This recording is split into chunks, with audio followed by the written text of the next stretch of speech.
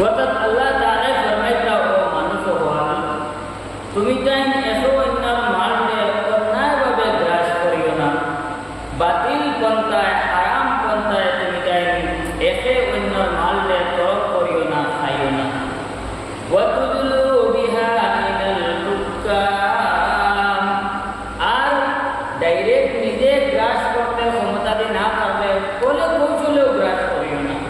কোলে কৌশলে আল্লাহ তাআলা ফরমাইতা যে তুমি এগু বিচার দিলাই গিয়া কাদির না, আর দিয়া তুমি এমন একটা পদ্ধতি অবলম্বন করলা বিচার সাক্ষী তুমি বানাই নিলে, অথবা তুমি নিজে বলা সুন্দর করে তোমার কথা উপস্থাপন করলা করিয়া যে বিচারক আসলা ম্যাজিস্ট্রেট দিন আসলা এই তোমার পক্ষে ফয়সালা দিলাইলা, আর দিয়া তুমি এনর মালটা খরচ করে নিলে খাই নিলে। ও আল্লাহ তাআলা ফরমাইতা তুমি তাই এখানে অন্যায় ভাবে অন্যর মালটা তুমি তাই খরচ করিও না, ভক্ষণ করিও না, খাইও না। আর যদি এসে অন্যায় করার পরও কাছ থেকে খাইতে পারো না, তাইলে বলে কৌশলে হয়েছে অন্যর মালটা তুমি তাই খরচ করিও না। আল্লাহ তাআলা ফরমাইতা লিতাকুলু ফারিকাম মিন আমওয়ালিন নাসি বিল ইসম, গুনাহর সহিত অন্যায়ভাবে অন্যর মালটা মানুষগুলোর মালটা তুমি যেন খাইও না। ওয়া আনতুম তাআলামুন, আর তুমি তাই জানো। আমার পুস্তকগুলোর বুজুর্গ হল এই আয়াতের মধ্যে আল্লাহ তাআলা দুই জিনিসকে হারাম ঘোষণা করছেন, নিষিদ্ধ করছেন। এক জিনিস হইল গিয়া আমরা প্রত্যেকের লাগি মাল যেগুলো আছে টাকা করি ধন সম্পদ, আমরা বিভিন্ন খাদ্য সামগ্রী বাসস্থান সব কিছুরে মাল পাওয়া যায়, এই সব কিছু আমরা ভক্ষণ করতাম। আল্লাহ এগুলো আমরা নিয়ামত হিসাবে দিচ্ছেন, কিন্তু সঠিক পন্থায় সঠিক পন্থায় নাই। বৈধ উপার্জনের মাধ্যমে আমরা এগুলা উপার্জন আমরা এগুলা ভক্ষণ করতাম, অবৈধ উপার্জনের মাধ্যমে নাই। এর মানে আল্লাহ তাআলা ফরমাইতা হারাম তরিকায় আমরা কারোর মাল ভক্ষণ করতাম না। আর আরেকটা আল্লাহ তাআলা এখানে নিষিদ্ধ ঘোষণা করতা যে আমরা বিচারকগুলোর কাছে রিশওয়াত দিয়া, আমরা ঘুষ দিয়া বিচারকে আমার পক্ষে আনার লাগে চেষ্টা করতাম। আমার পক্ষে আনার লাগে চেষ্টা করা এখানে হইল হারাম। যে রিশওয়াত দিবা ঘুষ দিবা এইও হারাম কাম করলা, আর যে রিশওয়াত দিবা ঘুষ নিবা এইও হারাম কাম করলা, উভয় হারাম কাম করলা। ও আল্লাহ তাআলা এই জায়গায় এত মাঝে তান বন্দা হলরে হুকুম কথা বলে, ও আমার বন্দা হল তুমি জানি এসে অন্যর মাললে অন্যায়ভাবে বাতিল পন্থায় অবৈধ পন্থায় তুমি জানি এসে অন্যর মাললে খাইও না। আর মানুষের মাল হল তুমি জানি খাইবার লাগি গুনার তরিকায় অবৈধ তরিকায় তোমার তার খাদি ওগুলোর কাছে বা বিচারক ওগুলোর কাছে ম্যাজিস্ট্রেট ওগুলোর কাছে তোমার তার মকদ্দমা লইয়া দেয় না, মিথ্যা মকদ্দমা, যে মকদ্দমার মাধ্যমে তুমি চক্রান্ত করিয়া বলে কৌশলে অন্যর মাল তুমি খাইতে চায়। আল্লাহ তাআলা এই প্রিয় কথাটাকে নিষেধ দিয়েছে। আমার পুস্তকলের বুজুর্গ হল এই প্রিয় খান করা বড় বাড়ে, এই প্রিয় খান থেকে বাচ্চা বড় বাড়ে। কারণ মাল পয়সা কইনানি আমরা দুর্গ কথা আছে দেখা গেলে পাত্র করে আপনার সামনে যখন অন্যর মাল খাইবার সুযোগ আইব আর আপনি যখন খাইতা নাই, ও তখন আপনার নাম হইল মুমিন আর মুসলমান। আর যদি আপনি অন্যর মাল সামনে আবার বাদে আপনি হারাম পন্থায় আইলে বুঝবেন আপনি ভক্ষণ করে লেখা, অথবা কোলে কৌশল এগুলো আপনি ভক্ষণ করে লেখা, তাইলে উভয় খান্ত হইল হারাম। আর যদি আমরা অনেকে মনে করি যে বিচারও আমার মকদ্দমাগুলো আমি এমনভাবে উপস্থাপন করলাম করিয়া আমার মুখ কিছু দ্বার আসলে মুখ মরিচ লাগাইয়া আমি কথা কইতে পারি, অতএব আমার পক্ষে যদি ফয়সালা করাই যায় কাজী সাবরে দিয়া অথবা ম্যাজিস্ট্রেট সাবরে দিয়া অথবা যে কোনো বিচারক করে দিয়া, তাইলে এখান ভাবতাম না যে আমার পক্ষে ফয়সালা হয়ে গেছে, অতএব এই জায়গায় এখান আমার হয়ে গেছে, এই জায়গায় এগুলো আমার লাগে হালাল হয়ে গেছে, এই খাবার এখান আমার লাগে হালাল হয়েছে। না, কোনো সময় না। এখান বাহ্যিকভাবে তো ফয়সালা হয়ে গেছে হিসাবে দুনিয়ার তোমার লাগে দেখা যায় এখান তোমার পক্ষে ফয়সালা হয়ে গেছে, কিন্তু আল্লাহর দরবারও ওই বস্তুর মালিক আসল যে হেও থাকবো আপনি আমি মালিক হইতে পারতাম না, না হোক অবস্থায় যদি হয়। বুখারী শরীফের হাদিস আল্লাহ রাসূল সাল্লাল্লাহু আলাইহি ওয়াসাল্লাম ফরমায় যে ইন্নাকুম তাখতাসিমুনা ইলাইয়া, ও আমার মায়ের উম্মত হল তুমি যেন আমার কাছে ঝগড়া বিবাদ লয়ে যাও, মুকদ্দিমা হল লয়ে যাও, লাওয়ালা আল্লাহ বাদাকুম আলহান মিন বাদ, আর তোমাদের মাঝে ইলাজ একে অন্যটাকে সুন্দর করে নিজের কথার উপস্থাপন করতে পারো, নিজের কথার মনিত লাগাইয়া কইতে পারো।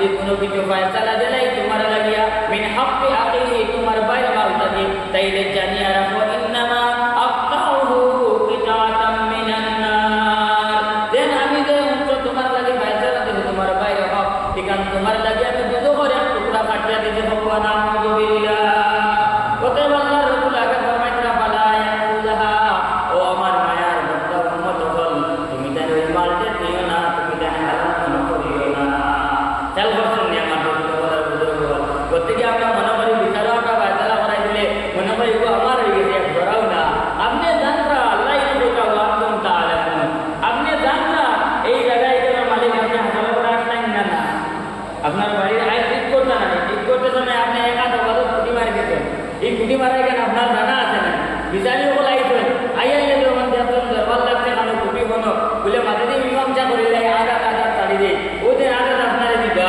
বিচারি হলে মধ্যস্থতা করতে গিয়ে আপনি জানলাম নিয়ে আসবেন আমার নাই আমি একা ধরাই আগে কুটি মারি দিয়েছিলাম একা ধরাই আগে কুটি মারি দিয়েছিলাম ওটার লাগে আমার উত্তাদের মাহতরম মুফতি মুনতাজির সাহেব হাফিজাহুল্লাহ আমরা এই চেষ্টা করাইতে দারুল উলুম হইছিলাম যদি ইলা কোনো জায়গায় দেখো অবস্থা হয়ে গেছে বিচারক দেইন মধ্যস্থতা আইয়া মধ্যস্থতা করিয়া তোমার হক করে দিব তাই ওটা তোরা শিয়াতে করিলেই যায় ওরা তোরা শিয়াতে করিলেই যায় এতো দাবি করছে না তোমার একা তুমি তার মধ্যে দুইয়া দাবি করবে বলে আমার তুমি কোনো দুইয়া কেন এখন বিচারি বলে এখানে সমাধান করা থাকবার নেই বলে এই দুইয়া দাঁড়িয়ে একাতে মাঝে দিয়ে ভাঙবো দেড়া ও দেড়া তো তুমি বাইচালা বাই দিলে বাইচালা হওয়ার পরে তুমি তো দুইয়া ধরলে দাবি করতে না দুইয়া ধরলে দাবি করলে তোমার জানা আছে তো আদত আমার নাই আছে ও আদত তুমি ছাড়ি দেও বলে যা তাহলে তো সে দিলেই না আদত নেই গিয়া অন্যর হক নিয়ে যায় না কিন্তু নিজের হক বাঁচাইতে সময় যে কৈশল অবলম্বন করা লাগে এই কাম করতা এই কাম শরীয়ত আবার করতো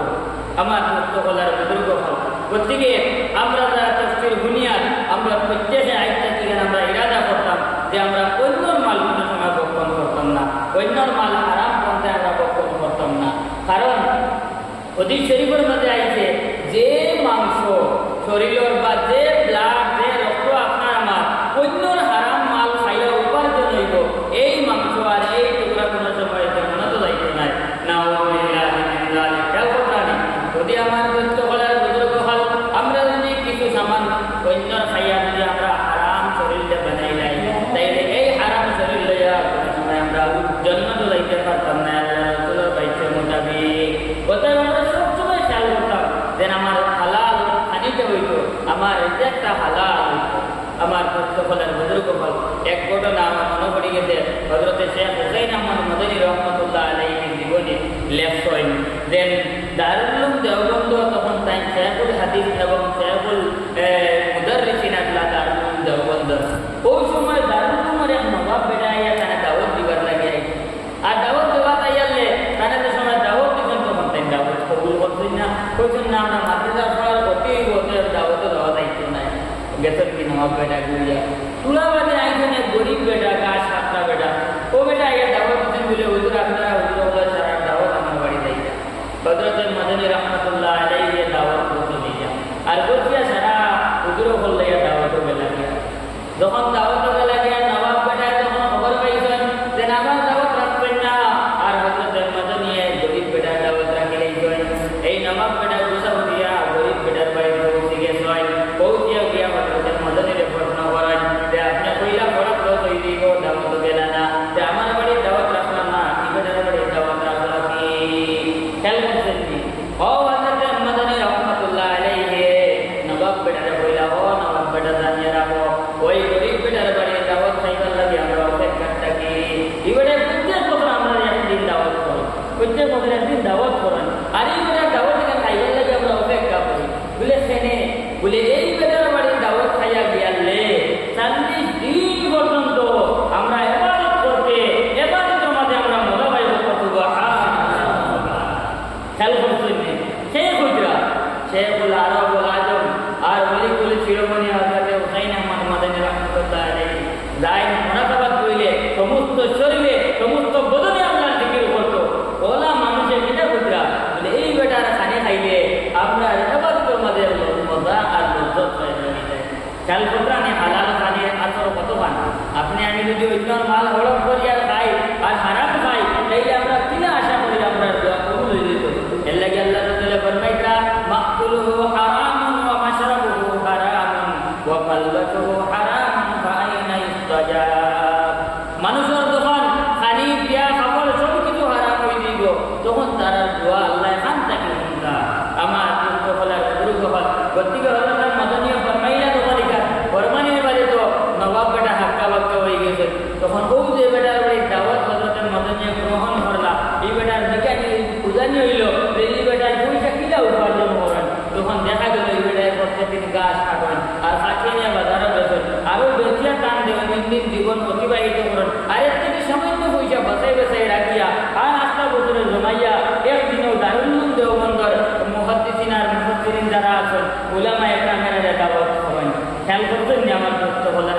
হল প্রত্যেকে আমরা যদি চাই আমরা ইবাদতের মাঝে মজা পয়দা করতাম, আমরা জিন্দগি দুনিয়ার সুন্দর হইত, আমরা আখিরাতের জিন্দগি সুন্দর হইত। আমার হরুকায় আমার কথা শুনতা, আমার পরিবারে আমার কথা শুনতা। আমি যদি চাই এই দুনিয়ার জন্য সুখী হইতাম আর আখিরাতের জীবন আমার সুন্দর হইত, তাইলে আপনার আমার খানি, আপনার আমার উপার্জন, আপনার আমার কামাই এগুলা হালাল হইত। আর এই আয়াতে ওগুলোও নির্দেশ দেন আল্লাহ ফরমাইকা ওয়ালা তাকুলু আমওয়ালাকুম বাইনাকুম বিল বাতিল। ও আমার মায়ার বান্দা হল তুমি যাই দেখো আমার মালে হারাম পন্থায় অবৈধ তরিকায় তুমি যাই গ্রাস করিও না, ভক্ষণ করিও না। ওয়াতুদলু বিহা ইলাল হুকামি লিতাকুলু ফারিকাম মিন আমওয়ালিন নাসি বিল ইসমি ওয়া আনতুম তা'লামুন। আর তুমি যাই মুকদ্দমা লইয়া খালিসা বছর কাছে অথবা ম্যাজিস্ট্রেট অথবা বিচারকের কাছে যাইও না, যাতে তুমি জানি করে কৌশলে মানুষের মারলে হারাম পন্থায় গুনার তরিকায় তুমি জানি খাইলাও, ভক্ষণ করিলাও। আর তুমি জানি জানো আনতুম তা'লামুন, এর লাগি জানি বুঝিয়া আমরা কেউ এসব অন্যের মারলে হরফ করতাম না, এসব অন্যের মারলে আমরা হারাম তরিকায় খাইতাম না। উপায় ইনশাআল্লাহ আল্লাহ তাআলা তুমি বাঁচাইয়ে রাখবা। আমরা প্রত্যেকে আল্লাহ তাআলা হালাল রিজিক আর রুটি দিয়া মালা মাল করে দেব। হকো আল্লাহুম্মা আমিন। আর হারাম থেকে আপনারে আমারে আল্লাহ তাআলা বাঁচাইয়ে রাখবা। হকো আল্লাহুম্মা আমিন। আমার সকলের বুজুর্গ হল আরো কথা আপনার মনে পড়ে গেছে, আপনি যদি হারাম পন্থায় যদি কিছু উপার্জন হয় তাইলে আপনার জীবন তো চাইতো আপনার আটচালা হয়ে যেতে পারে। আর যদি আপনার জীবন তো চাই যদি আটচালা হয় না এই হারাম মালগুলা, তাইলে আপনার ওয়ালিওয়ারি সেইগুলা খাইতে পাইতে নাই, একদিন আপনার ওয়ালিওয়ারি ফকির হইয়া ঘুরিবা। হোকা না এই দুনিয়ার ইতিহাসে আমরা হাজার হাজার এইরকম ঘটনা দেখাইছে।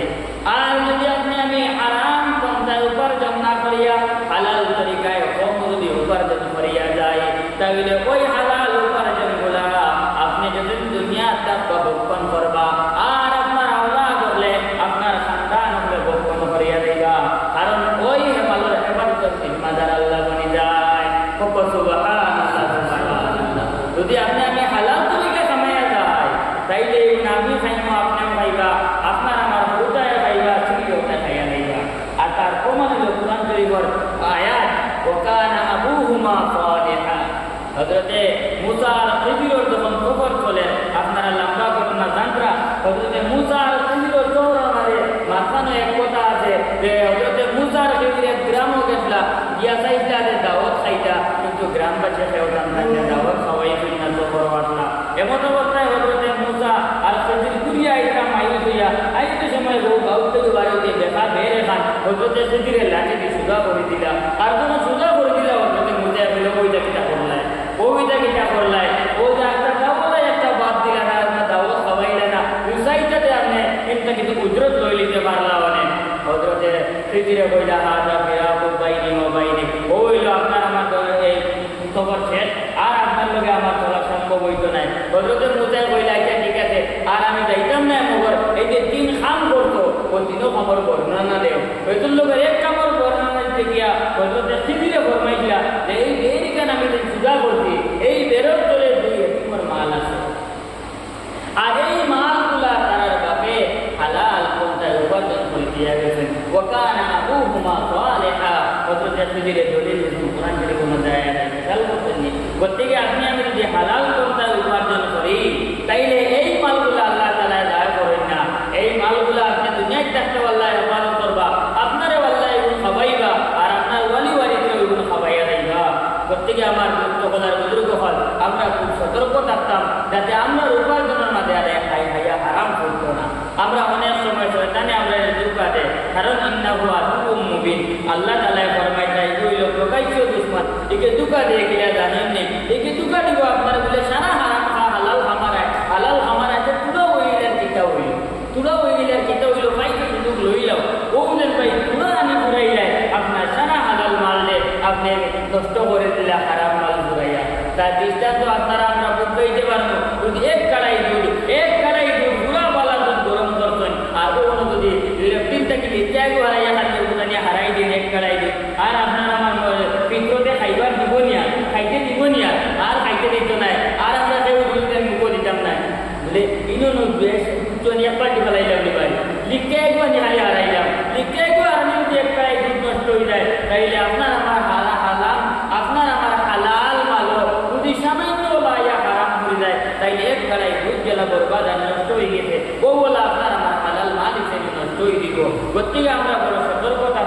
যাতে আমরা জীবনের সময়গুলা হালাল থাকে।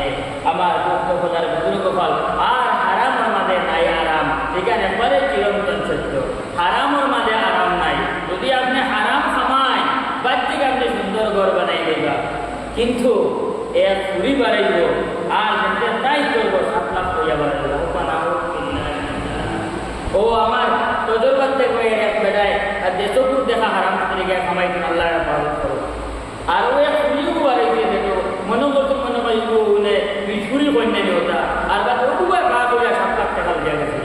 ও না খেয়াল করছেন এর লাগে হারাম ও আরাম নাই। জেলা কিতাবও আইছে একবারে বাস্তব কথা। তাছাড়া কেউ অবৈধ পন্থায় উপার্জন করিয়া সুন্দর সব কিছু ঘর বানাইছেন। আর বানানির বাদে ওই যে কিটা হারাম থেকে খাইয়া ওইছে না দোয়া বড় খাইয়া ওখানে জব করছে না। খেয়াল করছেন নি প্রত্যেকে আমার ভাইয়ের হল, আমার বুজুর্গ হল, আমার দুস্থ হল আর আমার মা বইন হল, আমরা খুব হুঁশিয়ার থাকতাম যাতে আমরা হালাল মালো আইয়া হারাম করতো না। আগর মা বইন হলে এখানে বড় খেয়াল করতাম। আমরা রুদার তরবি হতো, যদি কোনো খান থেকে রুদায় কিছু লইয়া আইতো তাইলে জিজ্ঞাসা বাবা এগুখান থেকে আনছো, এগুখান থেকে আনছো, আমি লইয়াই এগুখান থেকে আনছো বলে অমুক গাছের তলে এখানে লইয়া আইছি ও দরিয়া ঘুরাইয়া দিয়া আইতা, দরিয়া ঘুরাইয়া দিয়া আইতা। এখন পুরো অবস্থা খুব বড় পরিবর্তন হয়েছে। যদি লইয়া আয় যদি হইলে আইয়া আমাকে লুকাইবা আর একে দেখো না, একে দেখো না। নাউযুবিল্লাহি মিন যালিক। ও আমার দোস্ত বলার বুজুর্গ হল, ও যে সামান্য একটু আম খাইলায়, এই আম খাইলায় খার অন্যর আম আপনার নাই। ওতে যে সামান্য আম যখন খাইলায় এই আম আপনার ওখানে গিয়া যখন বসিয়া ওপর থেকে যখন ব্লাড হইব, রক্ত হইব আর রক্ত হইয়া আপনার সমস্ত শরীরের মাঝে রক্ত দৌড়াইব, তখন আপনার শরীরও আপনার মাঝে হারাম ঢুকাই দিলা। খেয়াল করছেন কি আপনারা প্রেশার পয়েন্টের ধরো বাড়ি গেছে আপনার কমে গেছে, এর মতলব কিটা মানে রক্তর মাঝে যে দৌড়ানির যে বেগ আছে ওকে বাড়া কমার প্রেশার কমার বাড়া আপনার প্রত্যেক বছরের মাঝে রক্ত এক মুহূর্তের মাঝে মাথা থেকে ভাব পর্যন্ত দৌড়ায়। আর যেই আপনার মুখো সামান্য হারাম কিছু দিবা আর এগুলো থেকে ব্লাড হইব আর ব্লাড রক্ত হইব আর ওনার লগে লগে আস্তা ভেতরও আপনার হারাম হইলে দিব। ভগবান আর আল্লাহ রসুলের ফরমাইতা যে যার গোত্র বিন্দু পরিমাণ হারাম থেকে এক ফোঁটা রক্ত বনব আর ওই রক্ত থেকে আবার যখন ভূত বনব, মাংস বনব, এই মাংসর কথা আল্লাহ তাআলা